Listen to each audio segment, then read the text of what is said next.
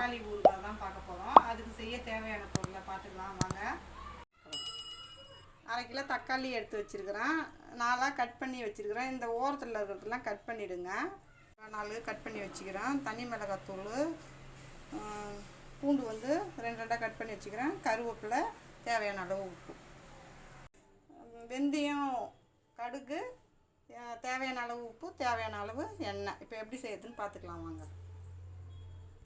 வெறும் கடுகு ஒரு 1/2 ஸ்பூன் வச்சுருக்கிறேன். இதை வந்து எண்ணெய் ஊற்றாமல் வறுத்துக்கலாம்.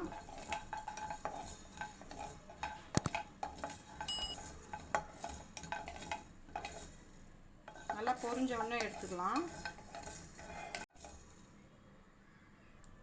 இது நல்லா வறுபட்டுடுச்சு. இதை எடுத்து நான் ஒரு பிளேட்டுக்கு மாற்றிக்கிறேன். இது ஒரு 1/2 ஸ்பூன் போல் போட்டுக்கலாம் வெந்தயம்.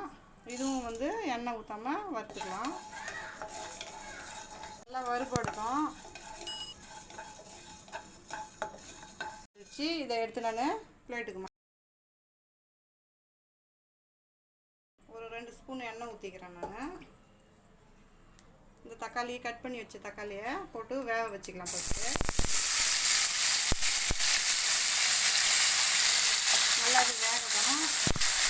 ஒரு மூடி போட்டு மூடி வச்சிடுறேன். அதை நான் மூடி வச்சிடுறேன். ஒரு 10 நிமிஷம் வந்து இது வேகட்டும். நல்லா இது ஆறிடுச்சு. இதை பவுட்ரு பண்ணிட்டு வந்துடுறேன்.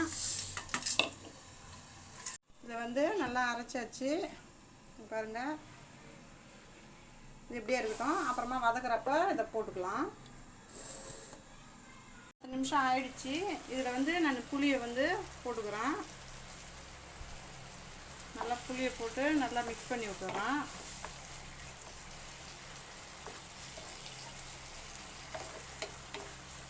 நல்லா இது வேகட்டும்.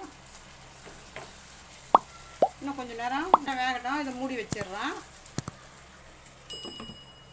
இப்போ நல்லா வெந்துடுச்சு. இதை வந்து ஆட்டி வச்சுட்டு இப்போ நம்ம தாளிச்சிக்கலாம். ஊறுகாய் தாளிச்சிக்கலாம். இப்போ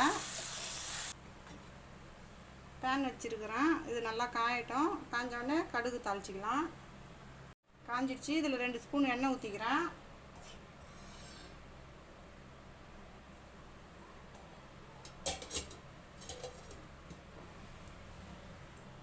கொஞ்சமாக கடுகு போட்டுக்கிறேன். ஒரு 1/2 ஸ்பூன் போல் கடுகு போட்டுக்கிறேன். நல்லா பொரியட்டும். காஞ்ச மிளகாய் போட்டுக்கிறேன்.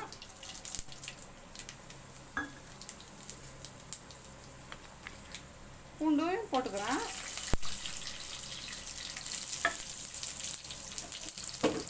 நல்லா வச்சுக்குங்க. இதை போட்டுக்கிறேன். நல்லா சிம்மில் வச்சுட்டு ஒரு கரண்டி தனி மிளகாத்தூள் போட்டுக்கோங்க. தேவையான அளவு உப்பு போட்டுக்கோங்க. நான் 1 ஸ்பூன் போடுறேன். இதெல்லாம் ரெடி ஆகிடுச்சு. இப்போ வந்து நான் இதில் தாளிச்சதை இந்த தக்காளி ஊறுகாயில் ஊற்றிக்கிறேன். நல்லா மிக்ஸ் பண்ணி விட்டுக்குங்க. இந்த மிளகாத்தூள்லாம் பச்சை வாசனை போகிற வரைக்கும் கொஞ்சம் ஒரு 3 நிமிஷம் போல் இது வதங்கட்டும்.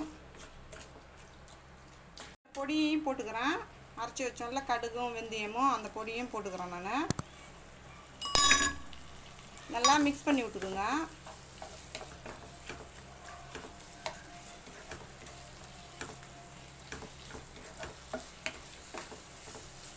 இது ஒரு 5 நிமிஷம் போல் வேகட்டும். அந்த பச்சை வாசனை போகிற வரைக்கும். பச்சை வாசனை போகிற வரைக்கும் இதை நான் ஒரு 5 நிமிஷம் மூடி வச்சிடுறேன். இப்போ 5 நிமிஷம் ஆயிடுச்சு. இது எப்படி இருக்குதுன்னு நம்ம பார்த்துக்கலாம்.